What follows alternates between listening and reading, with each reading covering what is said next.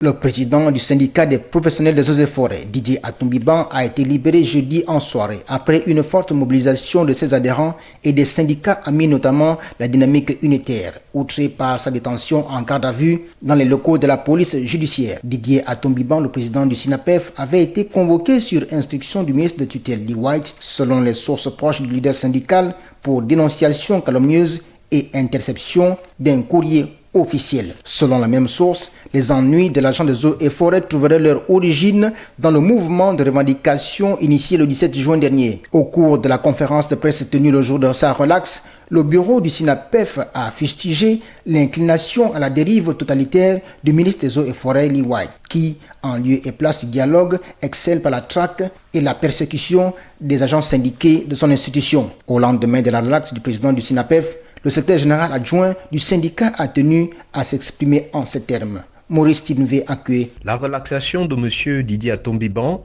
président du syndicat national des professionnels des eaux et forêts, est un acte qui, dans le cas d'espèce, consacre la souveraineté de l'état de droit et de la justice, malgré les vices de procédure. Il convient en effet de préciser que l'avocat conseil du syndicat, Maître Nikez Ondongema, a fait valoir à l'adresse de monsieur le procureur de la République des éléments d'appréciation qui ont permis d'analyser en toute objectivité le dossier.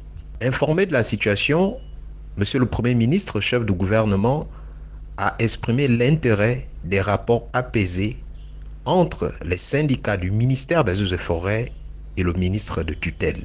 L'ensemble des personnels du ministère des Eaux et Forêts, par la voix du bureau du SYNAPEF, remercie vivement les organisations syndicales et de défense des droits de l'homme qui se sont mobilisées. La nomination de Lee White au gouvernement avait suscité des réprobations du fait d'appartenir à la Légion étrangère ayant bénéficié des largesses du régime Bongo. Qu'à cela ne tienne, le Britannique serait à l'origine de la vente des forêts gabonaises sans en être inquiété. À la tête du ministère des Eaux et Forêts, la liberté syndicale relève du crime de lèse-majesté.